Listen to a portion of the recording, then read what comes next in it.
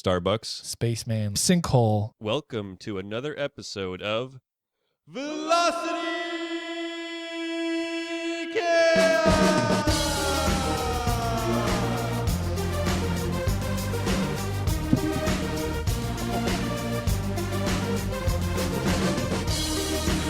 Coming to you at the speed of sound. We are on the air at the Hexapod Soundhouse in Cleveland, Ohio, almost knocking stuff over, knocking each other over, knocking our brews over, but not our bros, like my bro and co-host, Luke.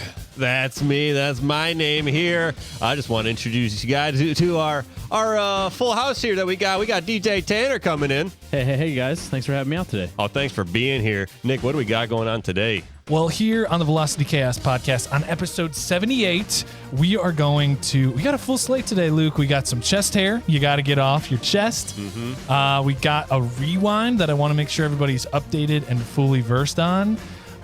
We got a You Gotta See This from Luke, and we got a Based on a True Story where Luke and I will be pitching a full feature film. Of course, after we get all the chest hair off of Luke's chest.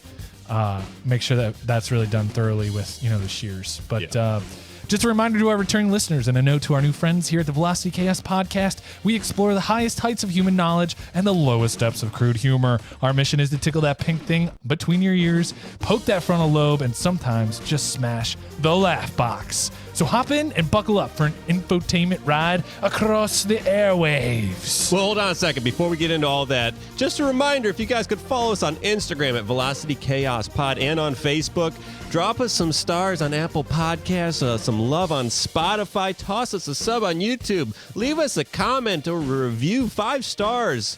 5, this many, a handful of stars, if you will, if you do enjoy it. Thank you guys so much. We always appreciate you, and thank you for your support.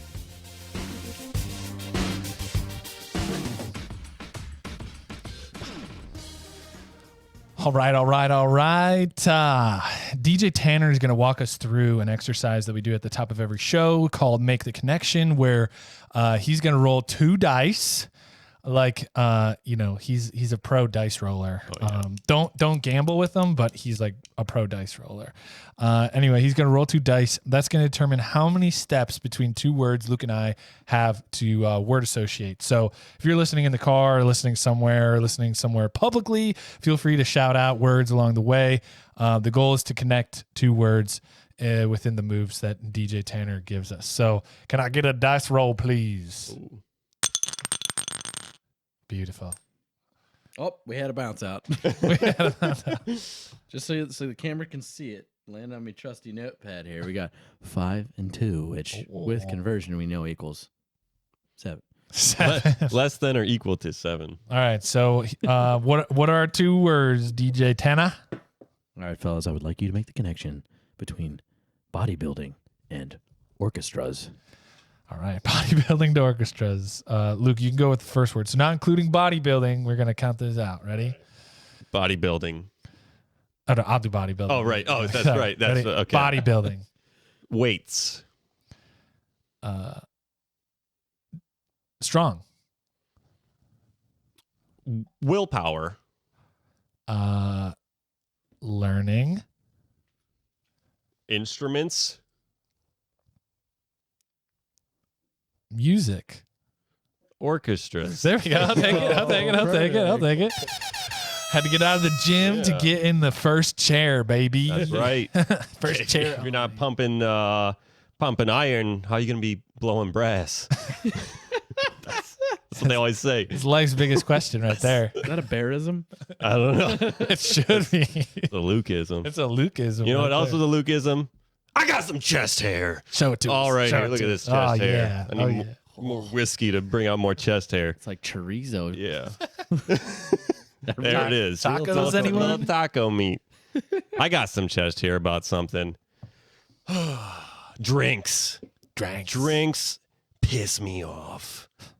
Give me 1 second. Who pissed in your drink? No, I love water. Water's great. Water is good. Ordering drinks. Why is it such a fiasco? True. I've been recently to Starbucks. This is for the first time? No, not for the first time. Oh, you're a regular. No, I'm not a Ice regular. green tea, matcha frappuccino with extra. Okay, someone's been following me. No, I don't. I'm not a fan of overpaying for, coffee but I don't drink coffee on the regular. So why would I overpay for coffee? I guess if I am to get coffee, I guess I would overpay if it's I'm splurging once in a while.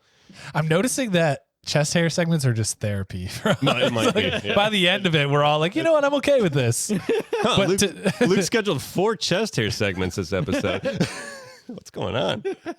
Oh man, Charged by the hour, Yeah. Michelle. Somebody named Michelle. So what about it makes you mad? All right, so I go in to order. They got these refreshers that you can order. It's like a dragon fruit. They got dragon fruit mango, dragon fruit kiwi, something. I don't know what they have. So I'm going to order one. Michelle gets one. My lovely wife, thank you very much for being with me by my side and not assisting me in this situation in which we encountered this chest hair. I was going to say this is a perfect moment for Michelle to be the supportive wife. Yeah, she was not. She's a pro at this, I'm sure. Yeah, she was on their side. So I go, and she explained to me later what was going on. But so I ask, I'll take a dragon fruit refresher. And so on the menu, it says, refreshers is the title headline for this group. It has, dragon fruit mango. Then it has lemonade, like dragon fruit, whatever. And then it has refresher dragon fruit. So I'm like, okay, so I'll take a mango dragon fruit refresher. She's like, okay, what do you want in it? I was like, well, what comes in the refresher? And Michelle's like, they're all refreshers.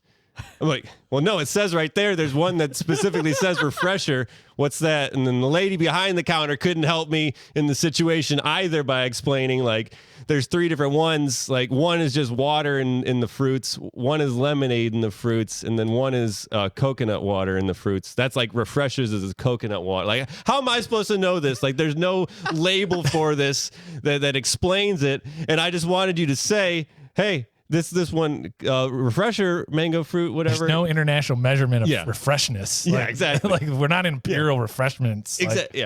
You're not saying this comes with coconut water. This one's I ended up with the lemonade one because that was just it sounded familiar. I could grasp onto something. It was good though. I picture being a Starbucks barista as being a scene partner with somebody who's forgotten their lines. The person's ordering and she's like, "What do you want?" And you're like, a refresher, and you're like, how do I get out of the scene with this person? What type of refresher? And you're like, I don't freaking know. A fresh one. Fresh one. Do you mean a venti? No, I mean large. That's what I said. She's like, okay, what size? Large, I guess. I said medium. You got screwed again. Venti means 20. Yeah. You're stupid in 3 languages. Yeah. Exactly. And then Michelle sends me that clip after. It's like, that's about sums it up. This person's just like you feel so bad for somebody who's embarrassing themselves, and you can't help them stop, but you have to get through it together. And it's just, you see them just grasping at just straws. Do you want a straw with that? I don't know. No, am I supposed to have a straw? Should I drink a refresher out of the lid? What should I do? No. You got to bump chug it. No one knows. Yeah. What is this? Is explain this to me. What is this whole situation? If you go to Starbucks, it's a status thing, bro. It's a total status thing. And it's like if you know, you know, and if you don't know, you're fucked. Which is crazy because Starbucks is the McDonald's of beverage ordering. That's all that place is. Yeah. It's just green. They do have. I do not like their hot chocolate. In the winter, I'll get hot chocolate. Mm-hmm. Tim Hortons superior hot chocolate. Yeah. Dunkin' Donuts. The cheaper the hot chocolate, the better. Yeah. I'm telling you. Give me them Swiss Miss packets. I could picture you going into double it, throw some peanut butter in there. I could picture going into a Starbucks, be like, I'll have the dragon fruit refresher. And they're like, would you like some extra dragon with that? And you're like, I was not prepared for this. Yes? Dracarys the shit out of that thing. You know?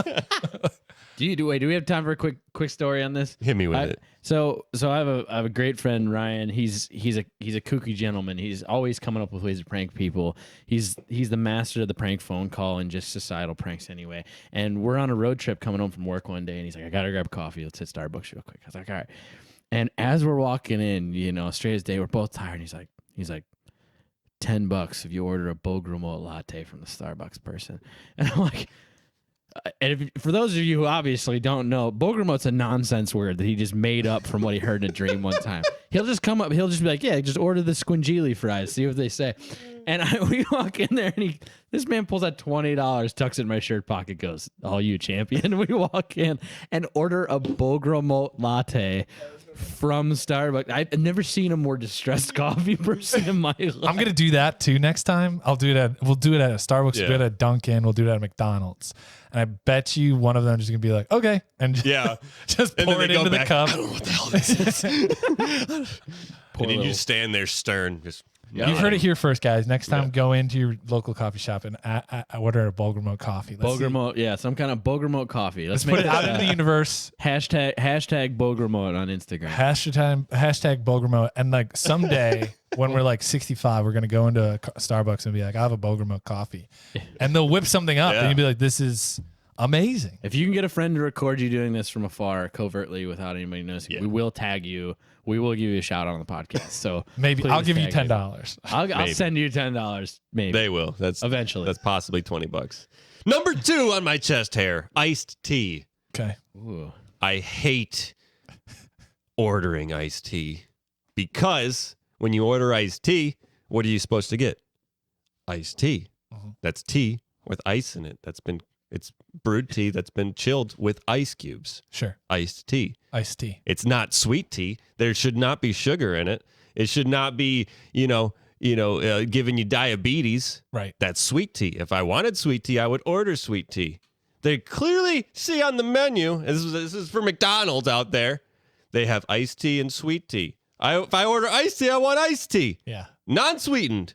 Why do I have to say unsweetened iced tea to get iced tea that has no sugar in it? Biased against skinny people, man. Exactly. Is this just like a rectangle, or square is a rectangle, but a rectangle is not a square kind of thing, though? Because no, it's all tea and it's got ice in it. People are assholes. No, sweet. Like if you ask for an iced tea, I would expect it to come back with no sugar in it. Maybe a lemon. Fair enough. Maybe a lemon wedge. Maybe a lemon wedge. But that's no fair. sugar. No sugar. Yeah, you would expect it's tea that is not sweetened when you brew it, and ice. How about those psycho old people who are like, can I have an iced tea with sugar on the side? Like sugar in it? You make it as sweet as you want. What the hell?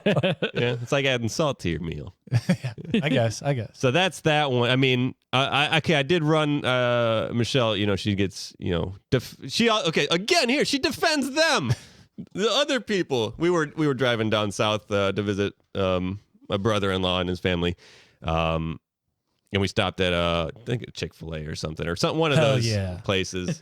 They get sweet tea. They take sweet tea very seriously. Everything's sweet tea. Like I ordered, hey, can I get iced tea? He's like, okay. And we sat down. They're doing like full service too, bringing you your food and your drinks and everything. And I take a sip, like, oh my God, it's like syrup.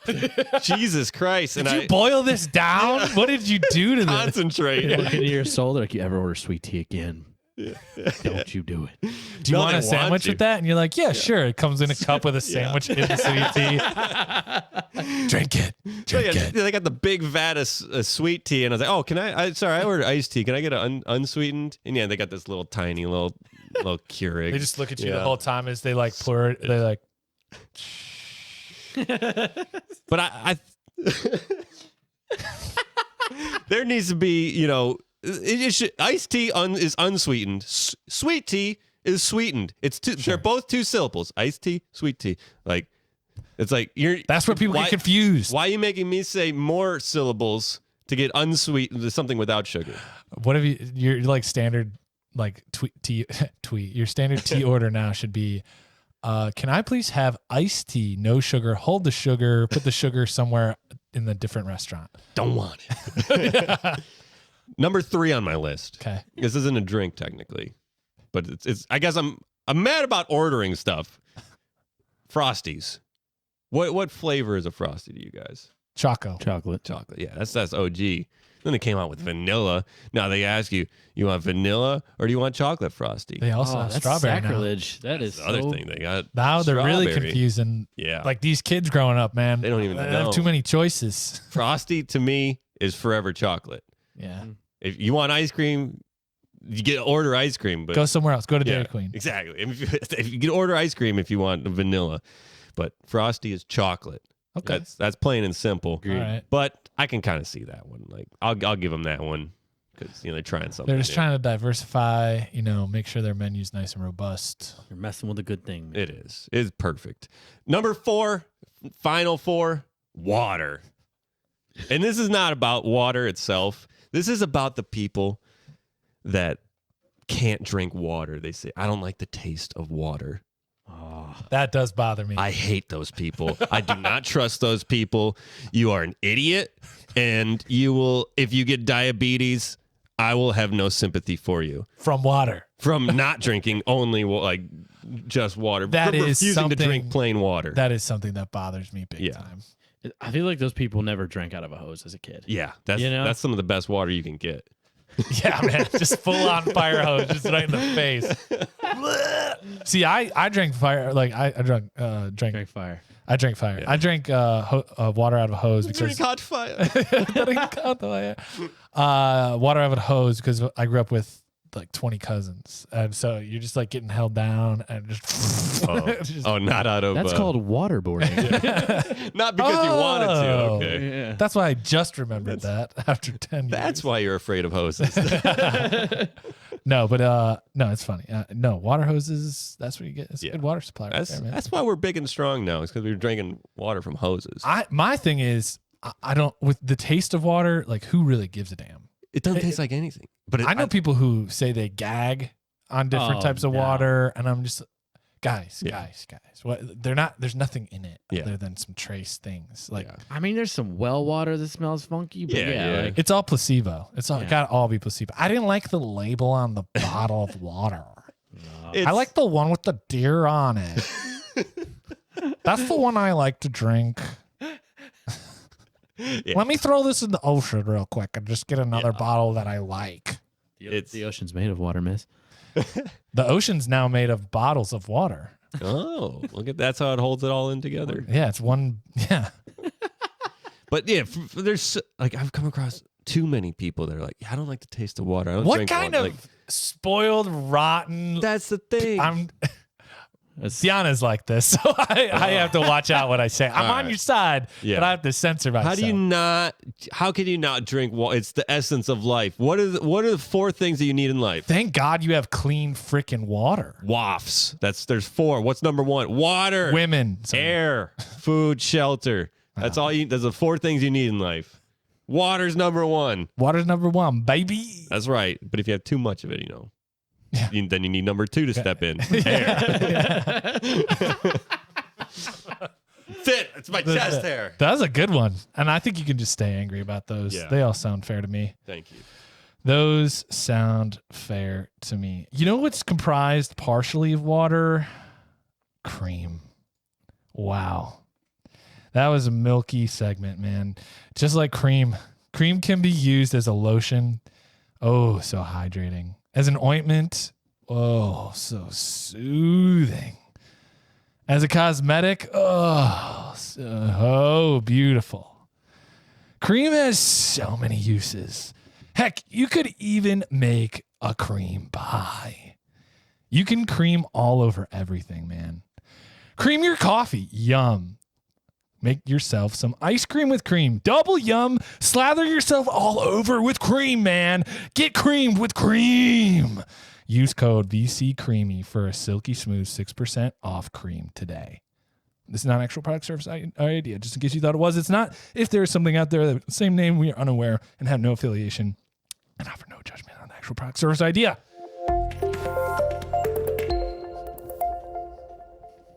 That's nice. Man, we're getting clean off a little bit after that ad.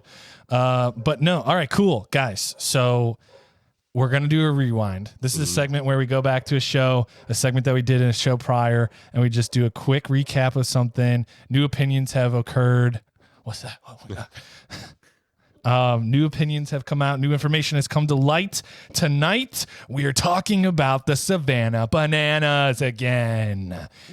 We covered Savannah Bananas in episode 67 and a deep dive segment where we jumped in to cover this new incredible baseball team that was in a college league down in Savannah, Georgia, just outside of Savannah. They kind of revolutionized the sport. They brought new life to it. Go check out episode 67 for that segment. We go into all the details there. But the reason why I wanted to bring it up, because the Savannah Bananas, I think the world needs to know about this. They have just made a big announcement this week. It's been all over the radio, all over ESPN Network stuff, and it's because everyone's really freaking excited. I paid for this whole seat, but I'm only sitting on the edge. There you go, man.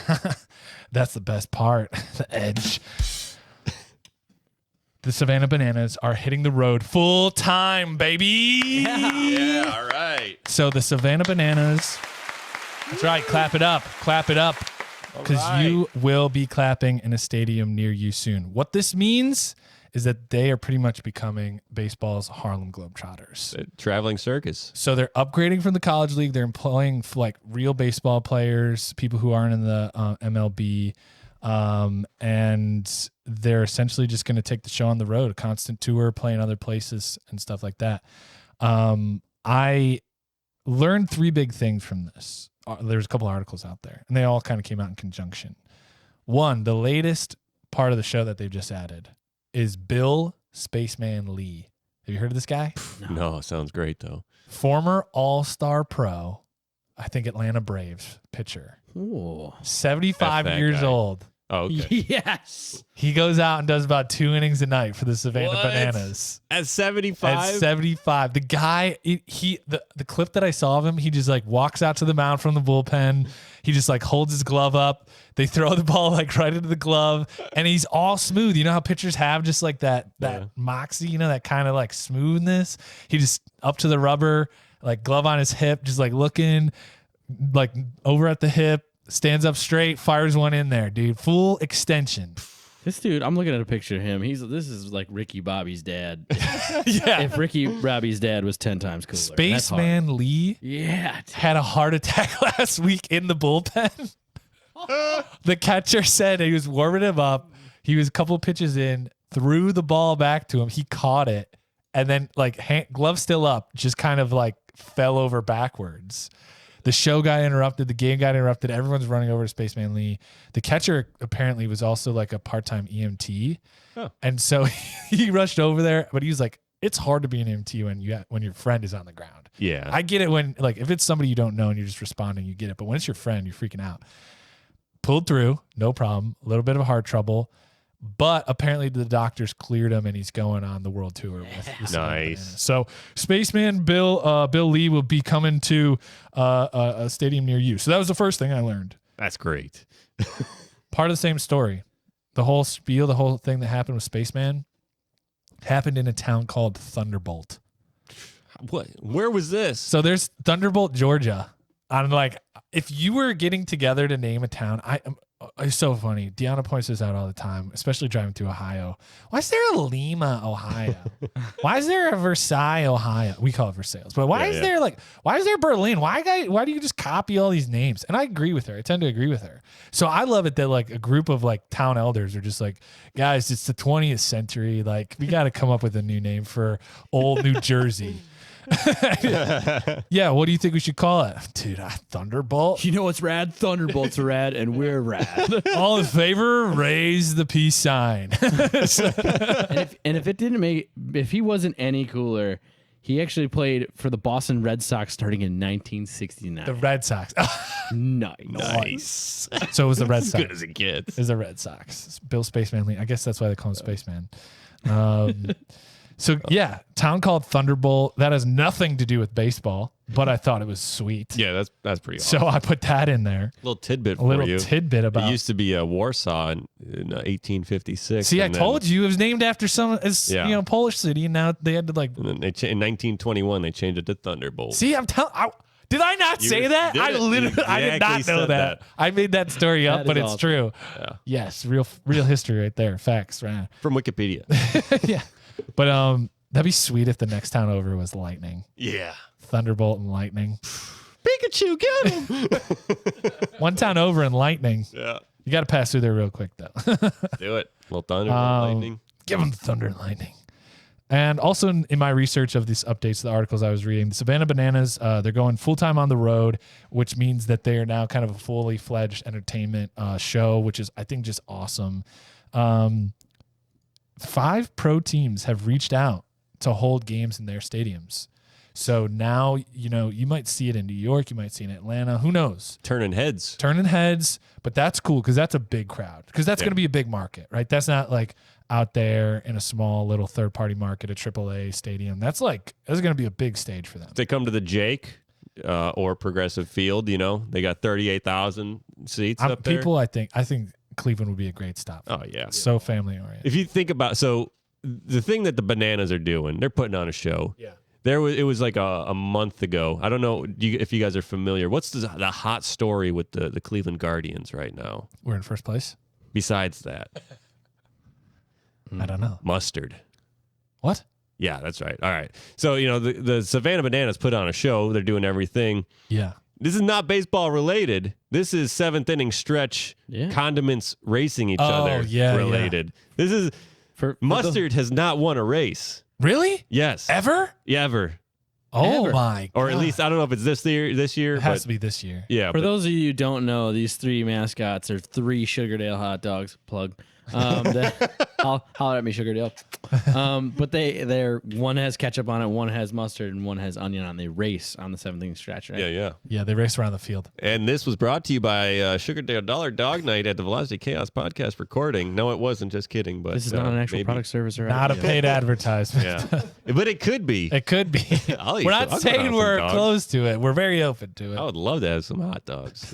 Just grilling over this lava lamp here. Oh yeah, nice and warm. That'd be sweet if we keep adding to the desk, and so we got the lava lamp now from our segment on lava lamps, and then there's like the roller grill just right here, just like turning hot dogs. Speedway dog roller. Yeah. Pretty soon we'll just get a local beer on tap, just like, hey, you guys want to fill up? But what I'm getting at is, it's for a professional sports team, the hottest story was one of the, not even mascots, one of the between innings entertainment was a bigger story than, whatever the team was. I'm sure people are outraged. No, they love it. No, I mean, they're outraged because they want Mustard to win. Oh, yeah. You got to build the story up. You guys got to understand, when you're in that stadium and you're sitting next to a family of 6, and there's 4 kids or 3 kids and 2 moms kind of deal, as it were in Cleveland. The kids are screaming their heads off. They're like, come on, I got it. Like that's all they came for. Oh, and Uncle Jerry's right there, 6 beers deep, screaming just as loud too. Ketchup. You hear what I just said? So not only is Mustard so bad, they had to option him down to Single A Captain Stadium. No. Yeah, no way. He's exported. Yeah, he's right over here at the corner of Som Center and Vine Street. Oh my God! So wait, you down, bud. So it's just ketchup versus onion right now. I don't know if they brought someone, but yeah, that's how much they're playing into this, this story, and like that's amazing. He's got sent down to the minors. They should call up that Jaguar who got lost. Remember that story we covered? They should be racing like a pigs in a blanket, like a little baby one. Yeah, or pierogi. That's ooh, that'd be nice. Yeah, or bratwurst. Yeah, Bully Bratwurst comes in. He's just like, we're winning nonstop, dude. They should just start doing heels and faces. That's what. Yeah, and they should just bring in a brat mascot who just like is crushing like ketchup and onion, and then Mustard returns after like trading like right before like late September baseball, and Mustard just like running his guts out, just beats him for the spot to get back in. Dude, this is great. Yeah. I'm glad you brought that up. My heart goes out to Mustard and his family. Anyway, the third thing that I realized, I'm reading between the lines a little bit here for the Savannah Bananas, but I predict that within a year that they do an international show somewhere. Okay. I mean, let's think about it. Asia's a huge baseball market, and Latin America is a huge baseball market. I think they'll do an international show before the end of 2023, calling it. And 2, I would also believe that we are probably a year or 2 away from a Savannah Bananas TV show. Oh, yeah. That's got to be in the works, right? I'm sure, either they've already had something going. They like did a documentary for either HBO or ESPN. But I'm talking about an episodic, like a season of Bananas. Do you think it'll be animated or live action or like a blend Blue's Clues style? Like, what are you thinking?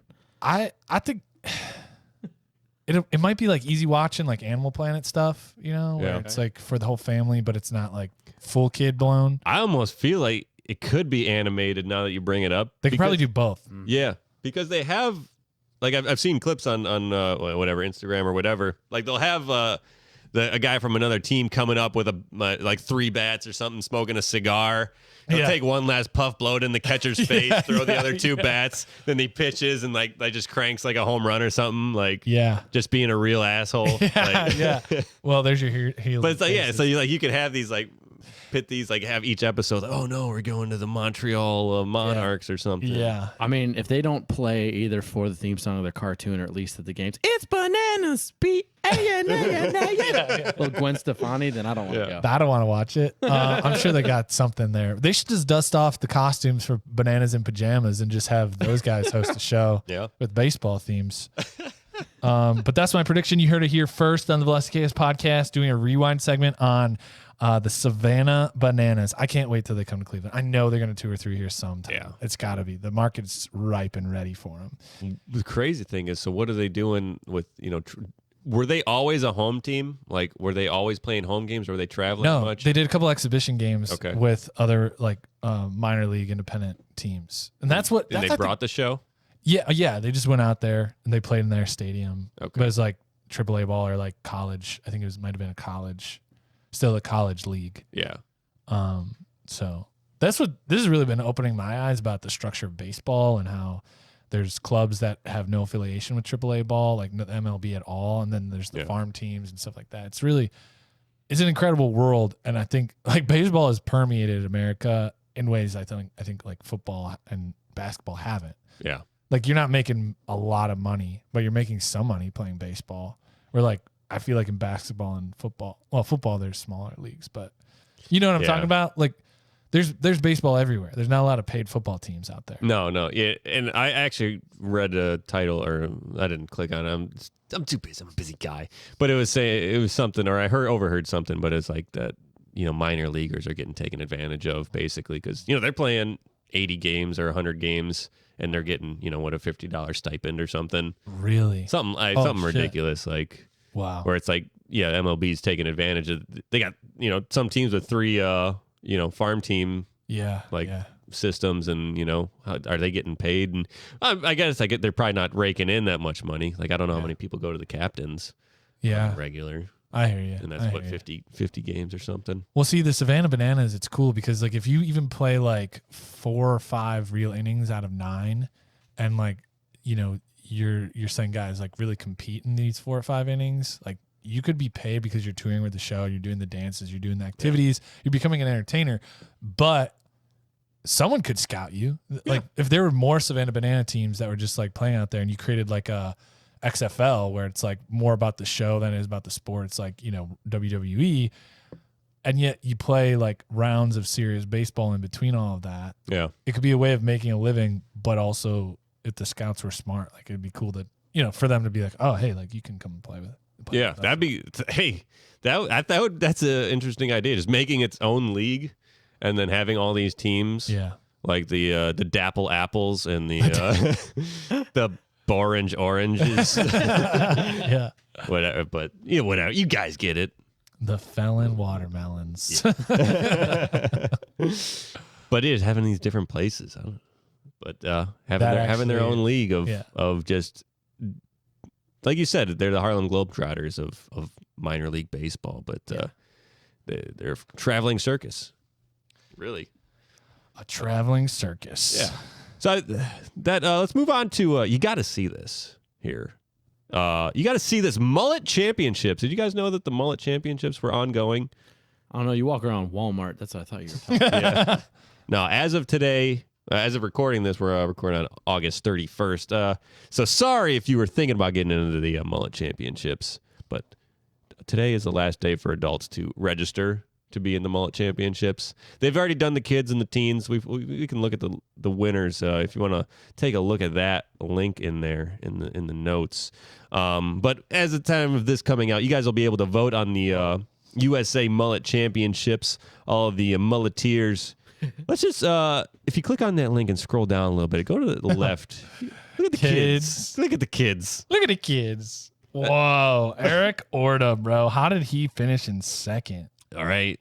Yeah, I would have taken that over way. Emmett Bailey, winner from Menominee, Wisconsin. Minimum.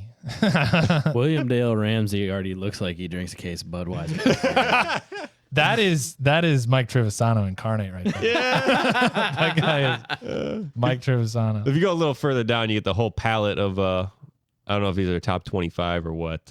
Wow. But yeah, there's the names are, aside from the mullets, the names are kind of hilarious. Like Catching. I feel like that's part of the persona, yeah, maybe. yeah, you gotta have a persona. But yeah, so there's a world championship of mullets. Wait, That's how do you crazy. say this kid's name? Bowden? Bowden. Oh, it's Bowden. These Bowden. things are loud. We got different eras of mullets going on here. Yeah. We got like, They should have subcategories. let's say we got Cash has that like that 80s like poof top mullet going on. That's pretty serious. My Yeah. mom had one of those. That was hot. Some of these wavy locks are incredible. Yeah, man. And they got the American flag edged in. Oh, to edged the, in Landry. Yeah. Dude, Rowan's been growing that hair since he was born. Holy cow. This is I don't know. I felt like this was something that people got to see. Of The team. how ridiculous is this? And This- it's coming back. There's more mullets scooting around than Yeah. than They lately. put this on ESPN, though. Did you know this? I've seen it on Is like it? ESPN4. What are you showing? No, I've seen this. I'm not kidding. Like on, I don't know what weekend it is, but it's like a summertime gig. Yeah. And they do right after the spelling bee or what? Yeah. sorry, the cornhole Travis tournament. Seifert. We don't know this guy, do we? I feel like we know this guy. My favorite part is like the theme. Like these kids are getting into the theme of it. There's what do they call those pit viper sunglasses, man? Yeah, that's the only sunglasses that they wear. I was gonna say the official sunglass of the Mullet Championship. I mean, we got registration closing tonight. Do we want to shave some sides of my head I here? was gonna I'm say, down. man, I'll do it. pretty silky mullet. Closing tonight. Get a little party in the front, business up front, party in the back. Yeah. What do you think of the femmelets? Are they in there? Oh, that's a look though. This Yeah. is Like, a look. yes. How kind of Maggie? Look at Maggie. She's serious. I feel like they can go out in public. You know, Some of them are a little greasy, but she like, let me sing your Dolly Parton song. and from this you can see that there's only seven femme mullets. These femmelets, yeah, did Reba McEntire have a femullet, as it were? Maybe at some She point. probably had a mullet, right? kind of, yeah. Screaming face. She's like, "Here's your one chance, fancy, don't let me down." Mullet. Mullets. She was talking about her mullet in that song. I'm a little upset. I know they had to stretch it because like they probably didn't get that many submissions, but I think some of these girl mullets are like Micah Myers cough.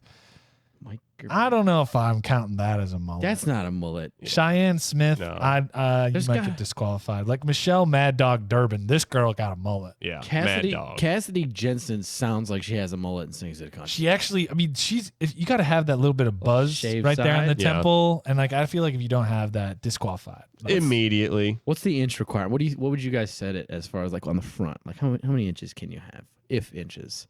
Oh, It's got. I think it's just got to be presented like it's got to be fancy. It's got to Okay. be business. if you hold business the casual hair at the, back, at the least. like in the back, if you hold it back, yeah, you shouldn't be able to tell that they have a mullet. Right? yeah, As exactly. soon as you let it go, oh, Yeah, there it is. There it I think that's the qualifications of a mullet. mullet. What a funny word. Doesn't it come from a fish? Isn't there a fish called mullet? Is there? There is. Is that where it comes from? Possibly. Mullet the fish. But yeah, if you're unfamiliar for those last 6 minutes, mullets, business up front, party in the back. It's a hairstyle, where the top of your head and the sides are well kept, and the back is just all wild and free, long and flowing. Whoa, guys. Whoa. You see Kevin Pahalski? Guys. Kevin Polsky. He's from Ohio. You should win with that name. Guys, this history.com article says that mullets have existed since ancient Greece. It's I don't very believe happening. that. In the Iliad, Homer described the Abantes, a group of spearmen, as wearing their forelocks cropped, hair grown long at the backs. How about that? It's fake news. Fake news. The term wasn't actually coined until 1994. Holy cow, that's a long time away. That's a long Thanks time to away. the Beastie Boys song Mullet Head. That's where it became popular. 1994. So I wonder what they called it before that. What did the Iliad say? Hey man, why you got that shit haircut? You look stupid. Shit cut. Are you guys ready for this Hall of Fame of mullets? Come on, hit us. Andre Agassi, tennis god. Billy Ray Cyrus, country god. Let's see. Blake Shelton, I suppose, has one here in this one. Here you go, DJ Tanner. Jaromir Jagr. Yarmir Yager. Jaromir Jagr. Jaromir. Love me some Yarmir Yager. Kenny Powers. Oh yeah, That's your boy. Yep. Mario Lopez. I'm sitting a la AC Slater over here. Mel Gibson had one. Here he is, bird killer himself. Perhaps someone call him a birderer, a murderer of birds. He's a birderer. Randy Johnson. Oh. Yeah, that's a menacing mullet right there. Who would want to stand in a batter's box with Randy Johnson throwing over 100-mile-an-hour heaters at you? Yeah, His veins could throw over 100 miles an hour. You see that guy's neck when he throws. That's what gave him his power. They use a Samson, full-blown Samson. Yeah. Guys, I'm sorry, I had to dig into this deeper. So like the mullet, the term coming from the Beastie Boys, the lyrics are number 1 on the side and don't touch the back. Number 6 on the top and don't cut it whack, Jack. That's great. And then, because they are the Beastie Boys, Yep. they went out and they wrote a 6-page article entitled "Mulling Over the Mullet" in issue 2 of their own magazine, Grand Royale. Come on, alternate names of the cut are the hockey player haircut and the soccer rocker. I was gonna say, dude, hockey players that went hard in the '90s in the mullet. I mean, that's tradition to this day. Most high school teams are like, all right, let's see your hockey flow, bro. And somebody lets those locks just curl on another helmet. Well, they don't want anything to get in their face, but they want everyone to know they have hair, so that the women in the crowd are like, they're swooning. Gretzky had a pretty luscious mullet too at one point. Wow. Are the Beastie Boys the least talented, most successful people out there? I don't know. I think Wow. that's a rough take. Sir. I don't know. That's a hot take. They're so basic, but they're so catchy too. That's what they're like. Didn't you start this episode about Starbucks and you I just did. called the Beastie Boys basic? Hold on. They're very plain in their rhyme scheme. It's like It's the delivery, man. It's all about the edge. It's all about the attitude. it's hard delivery. No, sleep till Brooklyn. Come on, guys. Tell you know. Tanners. Patrick Swayze. You're gonna have to bring that up in another segment. Bono had a nice one last one. Bowie. That's what I was gonna say. So he was doing it in the 70s. With, Joe Dirte. David Bowie though, Starman or Ziggy Stardust probably was around that era. Probably. But yeah, check out the U.S. Mullet Championships, USA Mullet Champion, mulletchamp.com. Go check that out. Wait. I'll put a link in there. Let me just see. You got something. ESPN really quick. Here we go. Mullet 2020, 2022. They only televised the 2021. Maybe they dropped it. They're building your anticipation. Yeah, I guess they dropped it from ESPN for good reason, probably. Not no viewership. They're like, we're sick and tired of censoring the racist comments that came out of the contestants' mouths. All right, before we move on to the next segment, though, I got a question for you. How was your sleep last night? Don't answer that. I already know. Unless you were sleeping on bed, you're not having a nightly nightful rest that you deserve. Bed will coddle you, support you, give you a safe place to cry on. Bed is there for you when you are upset about drinks. The soft body and membrane has been around for millions of years, and the secret is finally being awoken. Unlike you, who will be peacefully sleeping in bed, getting the perfect amount of rest, bed will make you feel like you are sleeping on clouds, because you will be sleeping on clouds. That's right. Bed supports you with the softness of clouds. When you order bed, be sure to use code VCSLEEP for a silent $70 off your first monthly payment. Bed, it's like sleeping on clouds because you are. This is not an actual product, service, or idea, just in case you thought it was. It's not. If there is something out there with the same name or unaware and have no affiliation, offer no judgment on the actual product, service, or idea. All right. So we are on to our last segment of the show, based on a true story, where Luke and I pitch a feature-length film off the top of our heads to our new friend, producer Tanner at Kitsopolis Productions. And it's going to be an intense ride, but it's going to be fun. So this is based on a true story on a headline that we saw recently. And so, yeah, it's true. It's out there. We don't know what the article says, but we know it's a true story. So we're going to pitch a movie based on that, which just adds validity to the characters that are involved in our film. Yeah, I'm just going to... Welcome to the studio here today, gentlemen. Appreciate it. I hear you guys got a movie for me, and I really want a full house here when we want to fill those seats. So, it's gonna be packed. You never. There's gonna be dads there. There's gonna be uncles there. There's gonna be brothers of those uncles who are also uncles there. Well, everywhere you look, I want there to be a heart.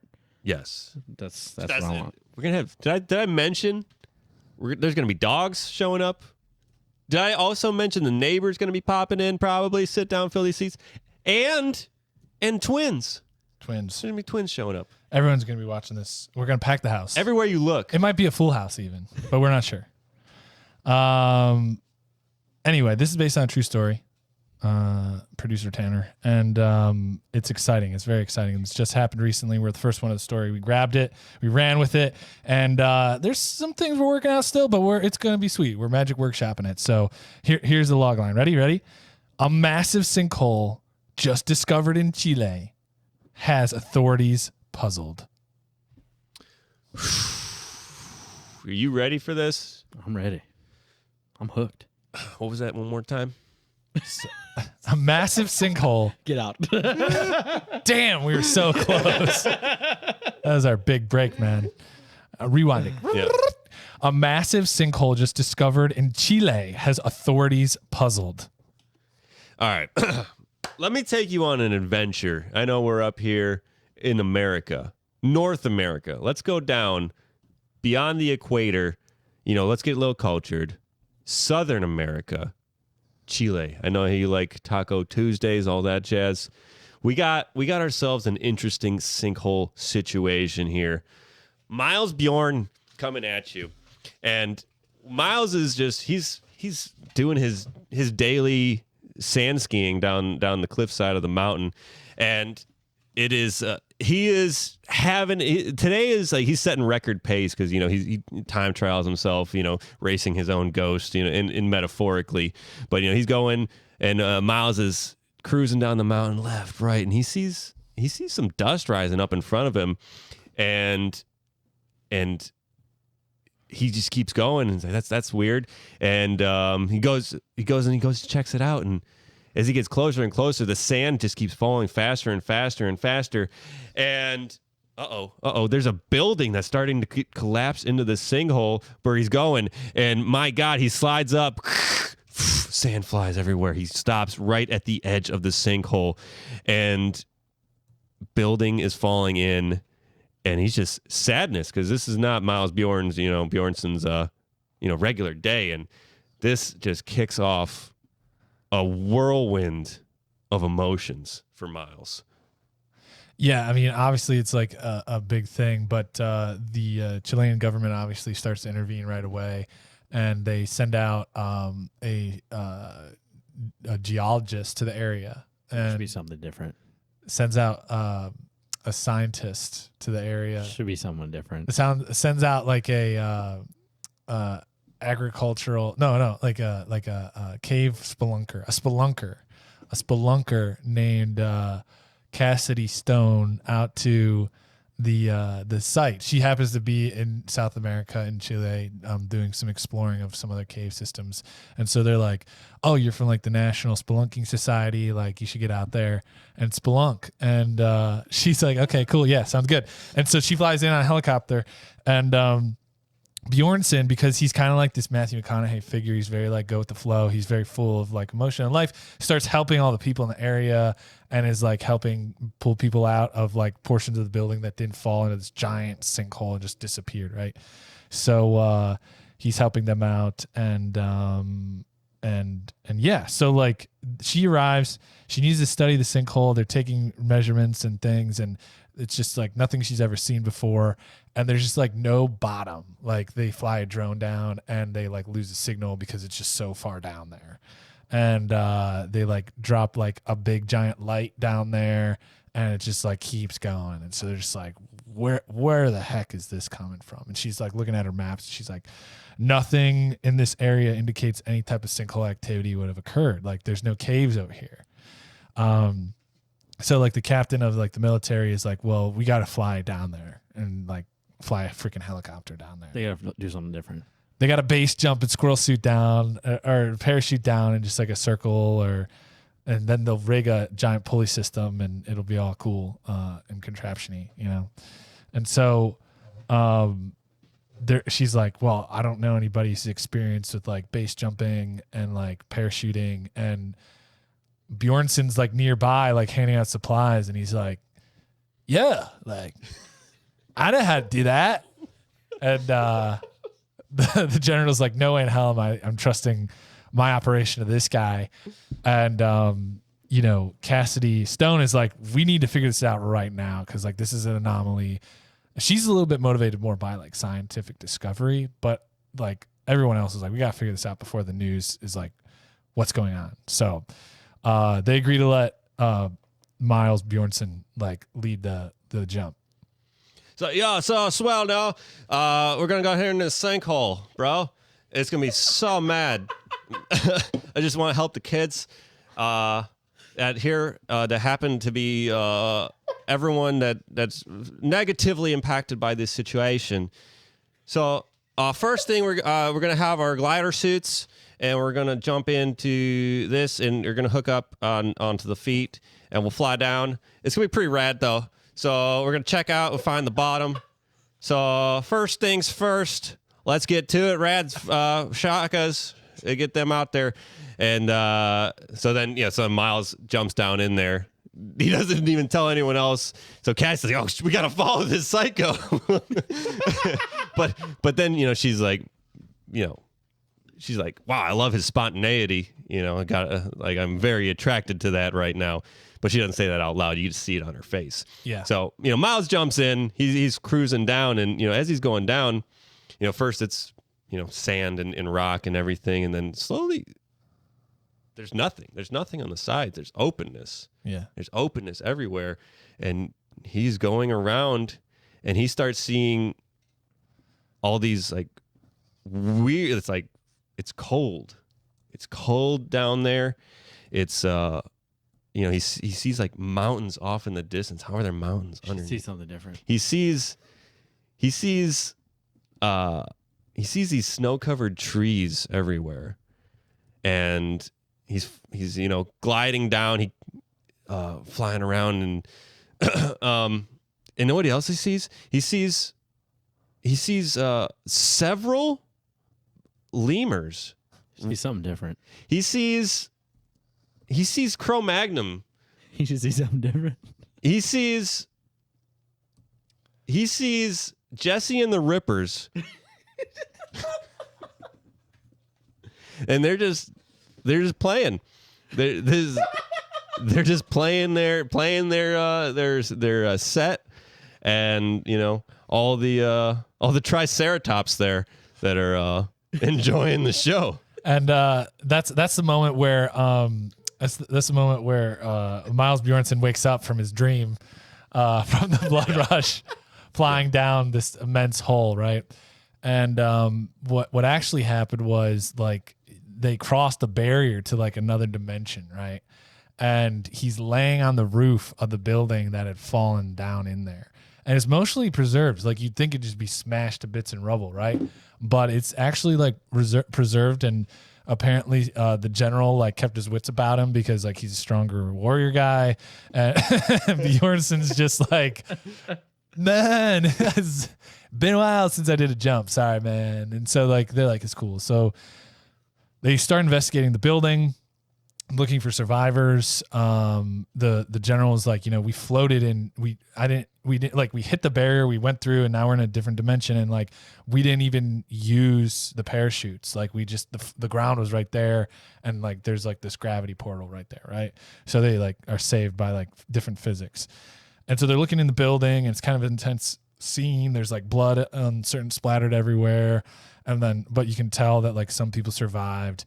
And they're like looking around. They're like, "Oh, this is intense. We got to like figure out if there's any survivors, and we got to figure out how to get home because like the portal, they can kind of see it is like 150, 200 feet up above. So they start exploring the landscape, which is like almost prehistoric and kind of archaic and just kind of weird, otherworldly. There's some creature encounters where they encounter like a herd of kind of like buffalo looking things, but they got like really long snake tongues, and There should be something different. they got really long tails with like jaws on the back of their tails. But they're skittish, so that's fine. But then they like run into bigger predators and stuff like that. Like they have to cross a river. I was like river scenes and like water scenes, so they have to like fight off this giant like slug thing. That's like it's like pink and purple and just gross. And so yeah, that's kind of, they're starting to fight off kind of like these creatures, and they're like, whoa, we're not in Kansas anymore kind of situation. Yeah. And Kansas, indeed, because this is south of Chile, the southest that you can get. And so they're walking around, and eventually Miles is like, well, I'm going to climb up that mountain, dude. And then Cassie's like, I'm gonna go with him. And then so Miles and Cassidy, they're walking, they're talking, yeah, no, life's just, living in the breeze is, I'm flowing like the trees. And Cassie's like, yeah, really, I totally understand that. Cause she's just totally captivated by him. Something different. Life is like when you're riding a bike and you pop that smooth wheelie off a little bump, like it's just butter. And she's like, yeah, no, I totally get that. And so they're climbing up the mountain, and they see this opening, like a cave, and they step up to the cave, and they kind of hear it's like some tinkering going on, like maybe there's some like lit torches in there on some sconces put up on the wall, and they walk in, and there's an old man that's he's mixing some herbs together, and like with a little pestle and other thing that you have with the pestle, and The bowl is what I was trying to think of. Then he rolls up and lights it, and no, just kidding. He actually like sprinkles the herb mix on a person who's on a skewer over a fire pit, and as like the spices go on there, like the flames like shoot up and reveal all these other people in the cave that are like waiting to like eat the meal, right?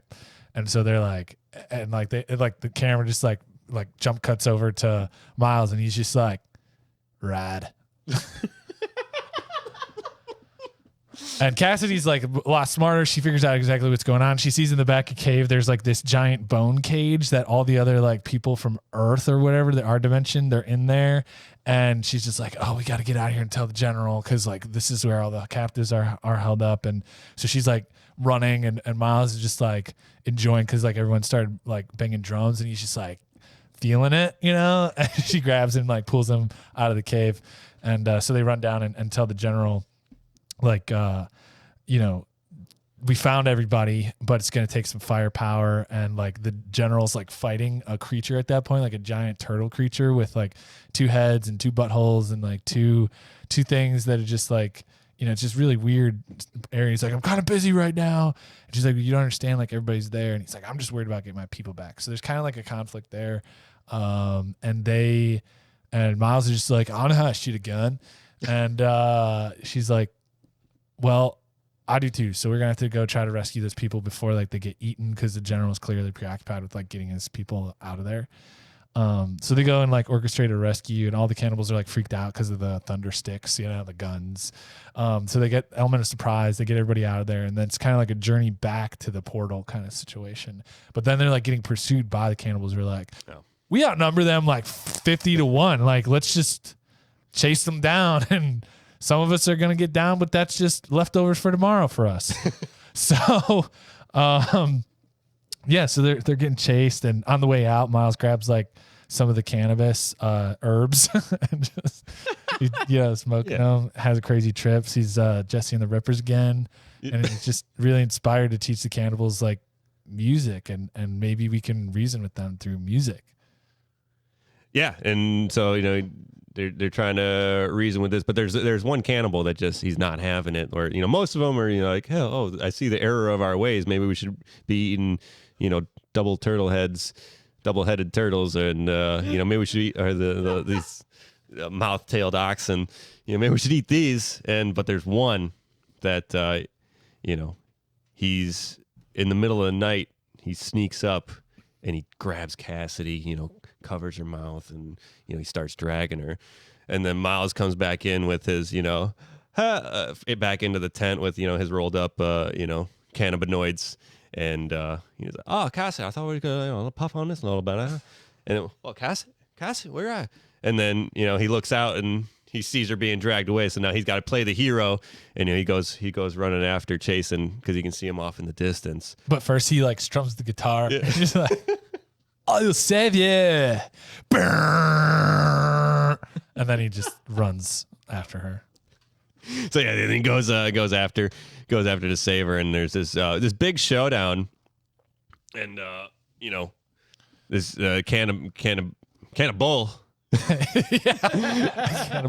Where what he does is he's a master of this world in down here, and so he knows all the ins and outs, and he's been. But sorry to interrupt, because I love this part of the movie. Yeah. He essentially like takes her to this big volcano area, so it's like really cool showdown scene, and he's gonna like sacrifice her to the gods and like essentially like get all the cannibals back on track, and like he thinks that he's like this prophet kind of character. Yeah. And then Miles shows up, just kind of blazed, and just like, hey man, it's not cool, bro. Like sacrifices. I draw, cannibalism one thing. Shout out Army Hammer, bro. But at the end of the day, I draw the line of human sacrifices. Don't like to waste, man. Save the planet 101, bro. And Cassie's like, not helping, and he's like, no, true, bad, no killing. Let's not kill. And so the cannibal guy's like, I kill you, and like. Miles like, yeah, he just spaces out for a second. You kill me? And the camera's like, I kill you. And he's like, you kill me? And he's like, I kill you. And then it's like they go back and forth for a second, and they're just caught in this loop. They're just stuck. Like they're both dimwits just stuck in the loop. And finally, like they get like Miles for once in his life gets frustrated and like smashes the dude in the head with the guitar. And it's like this final showdown kind of scene. It's really cool. Beats him with music, man. Totally like, rocks out. Yeah. And saves Cassidy. Kills the cannibal, throws him in the lava, saves Cassidy. They like shag-a-lag on the altar, like huge volcano eruption in the background. Like, so I'm picturing silhouette lava explosion in the background, like, them on the pedestal, like you see what I'm doing with my hands here, like this. You see what you're picturing it? You're picturing it, producer Tanner. You're like, it's like in there and just boom. Yeah. So like, and then he just finds the goddess, man. Dude, that was sweet. Yeah. Brad. And so they make it out of there. They make it out of the volcano. They get back, and the cannibals essentially are like, thank you for like helping us discover all this tasty food. Like people taste like shit anyway. Yep. And the general like lost all his people because he should have just gone with like Miles and freaking Cassidy and like just saved everybody, but he didn't listen. And then the cannibals like help them. Ex-cannibals, I should say, help them get back to where they were, and then they like help them build the tower, and everyone climbs up into the dome, and or up into the portal back up, and they just get like shot up this giant, esophagus of the earth back up to the top, and that's it. Yeah, that's where we left it, kind of. Yeah, we see and kind of see how it plays out from there. Where do they go? Do they go back up? Do they go somewhere else? Does this portal go somewhere else? We're kind of leaving it a cliffhanger right now. There's this scene that we really like. It's very mysterious where like Miles just like high fives this little Chilean kid, and like everyone's supposed to be like, did they have a relationship? Like did they have a friendship at all in this movie? And then it's like Ocean's 11. They like high five, and then we like flashback to all these moments that they had being friends. Like it turns out as a little cannibal kid that they dressed in a Chilean outfit, and so so there's like little heartwarming things in there like that for this Miles character, right? We just like to sprinkle that little backhand, looking backtrack exposition dump. Like that's our style of writing. It just is. We like to explain everything way more thoroughly than we have to. You know what I'm talking about with like screenplays where, you write them out and you look at them and you're kind of like, I need to explain this a little more. And so you go into more detail. And so you're like writing a lot of adjectives and you're saying a lot of things about characters that you really care about. You're like really specific about it. You know what I mean? That's what we like to do. I do like it. What would we call this movie? Probably No Way Home. I think it should be something different. Holy Hole. I think it should be something different. Well, okay. The Earth's asshole. Yep. It should be something different. $20 is $20. It's got to be something different. Cannabis and Cannibals. I'll take that. That's okay. Cool. So yeah, we'll just lean into like this is the end kind of movie. Get like a sweet cast in here, get some buy-in from people all over the place. So yeah, that's our movie, Cannabis and Cannibals, bro. Coming to the theater near you, brah. Rad.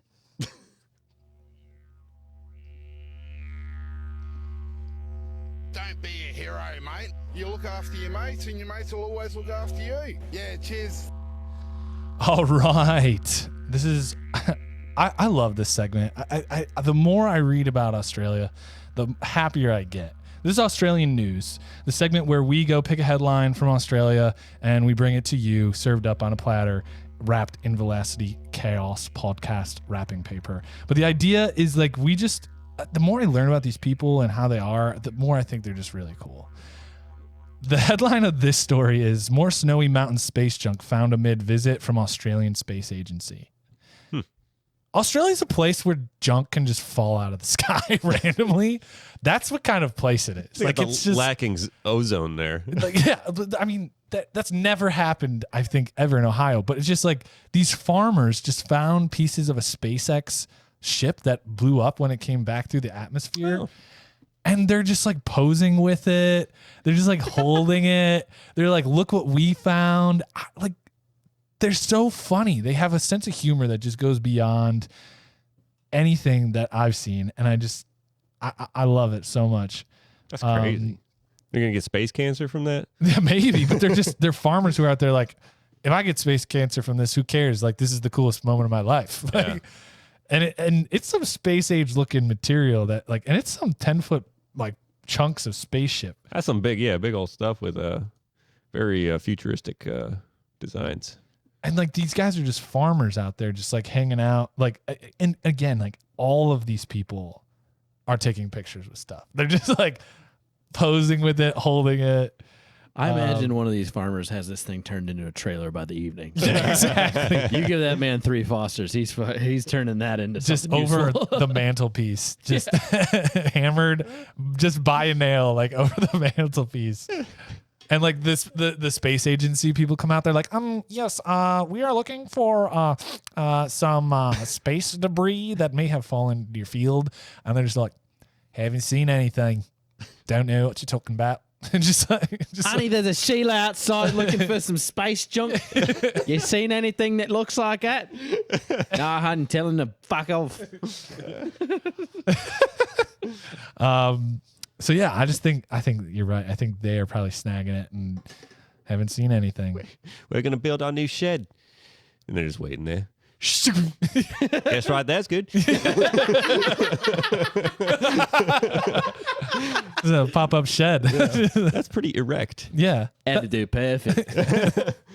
That looks great. Yeah, that just goes to show you that in life, if you wait long enough, things will happen. Exciting things will come to you. But if you really truly want things to get exciting, you got to go out there. You got to tackle it.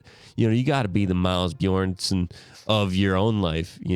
Shredding hills, getting the girl.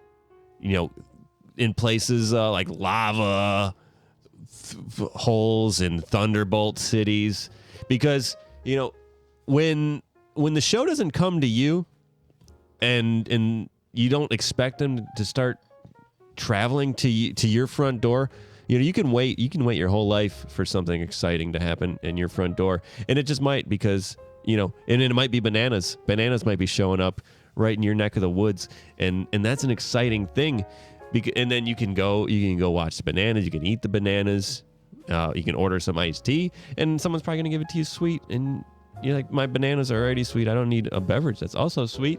Just relax with the sugar. Okay, I've had enough of the sucralose. Okay, can we get stuff? Oh, another thing, can we get stuff that has no added sweeteners and not just added sugars? That is it's just far too much sugar in our lives, too much sweeteners. Because when it's business up front in your life, that's what you're showing to people. But you know what you gotta do? You gotta have a party in the back. You gotta take some time for yourself and just have a good time with you if no one else wants to. And that's the bottom line. That's rad.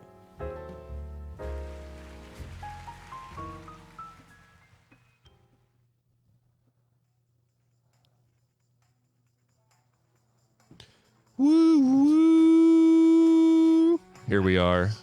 We're pulling in. We're pulling in, getting in there. Real deep into the recommendation station.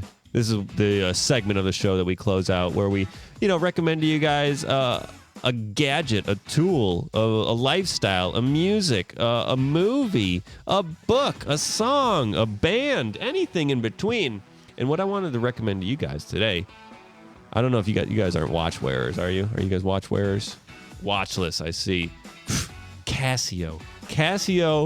They are the jam. I'm not into smartwatch. I just need something to tell me time. Yeah. That's all I need. Is it right twice a day? Yes. Okay. Boom. That's what that's for. Yeah. There you go. No, I'm all about having a watch on the wrist. Like, cool. I was out without one for like about 3 months because I just didn't replace the one I had. Yeah. It was Cac City. C-A-K City. Cac City. Cac City, baby. Sounds like the Hexapod Soundhouse. Yeah. Cac City. Cac City. But problem I had with that one is I replaced the battery and it still didn't, it kept resetting. So what? And Casio doesn't mess up on me. Casio is prime. The only thing with Casio, these cheap, I get a cheap watch, whatever, 10, 15, 20 bucks, Yeah. But they're good for, 2-3 years, whatever. They tell me the time, I'm on time. And, the only thing, the bands will go. And because they're cheaper plastic, yeah, I guess sure. you could replace the bands, but whatever, just get a new watch. But I recommend getting a timepiece, put it on your wrist, and then you got it right there. You can put it on the back of your wrist, front of the wrist. I like it on the inside. Inside. Yeah, I'm an inside wrist guy. I'm still an outside guy. I like that one because it's smaller. That's the problem. I can't find a watch that goes on my wrist that doesn't feel bulky. Gets caught on stuff. Yeah, cumbersome or it hurts the back of my hands. So maybe if I find something like that. That's the thing. Like with the smaller, the cheaper ones, you get something a little more slim design. But you can get into those bigger ones, like you said, that are too big. Yeah. But then you can get ones that are too small and a little feminine. You're looking at it it was just, what does this mean? Can't see anything. But and you're digital or classic? It doesn't matter. Pocket watch all the way. Fancy guy, DJ Tanner back there. Digital pocket watches. That'd be sweet. Because I gotta wind it. No, you don't. But I do recommend Casio watches. Get it. Look on Amazon in there. Go on the website. There's some more. If you want some fancy ones, they got some fancy ones. I do recommend though, if you go into every once in a while fancy spend $50 on a fancy watch, something that looks. It's a nice touch to add to your ensemble. To your threads. Threads. Look, you're learning. Your threads. I'm learning. Threads. Yeah, it's a classic design. It's a nice accessory. The square Casio. And I think it's a little more. It's hipper, not hipper, but respectable. If someone say, "Hey, what time is it?" and you don't let me reach into my pocket, find it. No, it's just right there. It's 8:04. Wow. Yeah. Casio. Oh wait, no, that's not it. I just googled most expensive Casio watch. They're up there. They make G-Shock. Oh, G-Shock all day. Wow, they got a $4,000 G-Shock. Okay. G-Funk? G-Funk? G-Shock. Got it. All right, I'll give myself a watch. You convinced me. Amazing. Well, I had a fun time on this show. The 78th episode of the Velocity Chaos podcast. Had a blast. Got through a lot of content today. Thank you guys for riding shotgun with us and having a good time. Got to thank the one and only DJ Tanner. Thanks for having me out today, guys. Had a blast. Thanks, Deej. We will see you guys on the next episode of Velocity Chaos podcast. We love having you here. We love you guys being on the journey. Feel free to send us an email, some love letters at velocitychaospodcast@gmail.com. You can also hit us up on all the socials. We look forward to interacting with you there. Otherwise, we'll see you on the next episode. Take it easy. This is Nick signing off. And this is Luke signing off. Thank you guys all once again. We appreciate it. Give us a review, a handful of stars, if you will, whole 5 of them. Thank you guys so much. Tell a friend, tell a neighbor, tell the other person walking the dog on across the street and be like, hey, check out Velocity Chaos podcast. It's a good listen. And like we always say, if you got a full house, you got to let the people decide if they want sugar in their banana. Have a good one.